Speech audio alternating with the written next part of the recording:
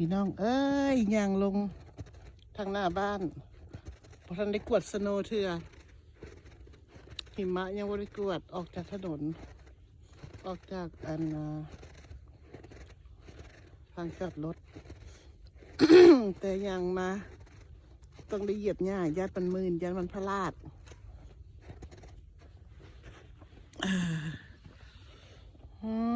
คุณนะถนนหนทาง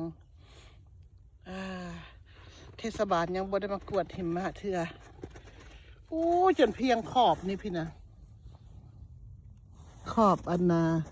เทิงพี่นะพี่น้อง ล่องหลายได้นี่นะ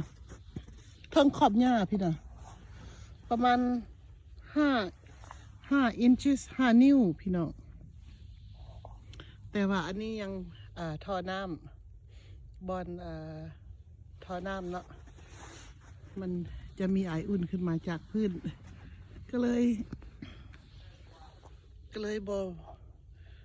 มีปัญหา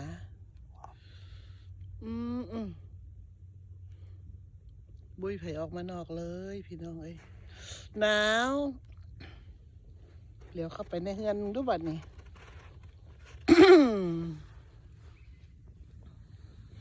เดี๋ยวเข้าไปในเฮือน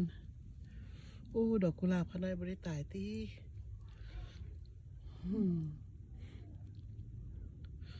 โอ้เงียบเงียบว่าโอ้ต้นดอกกุหลาบข้างนอกไปเบิ่งก่อนเด้อไปเบิ่งต้นดอกกุหลาบข้างนอกก่อนเป็นแนวใดยังอยู่บ่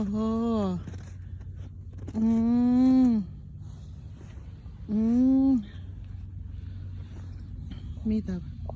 ต้นลำโอ้ยอีต้นดีบ่หนาวไรบ่ต้นไม้ต้นตอก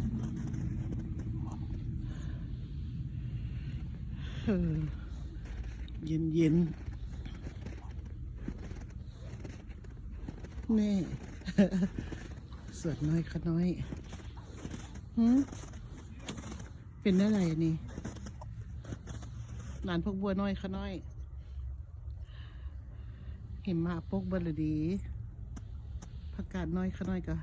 ปกเบิ้ลเลยดิแม่ตัวนี้ปกเบิ้ลแล้ว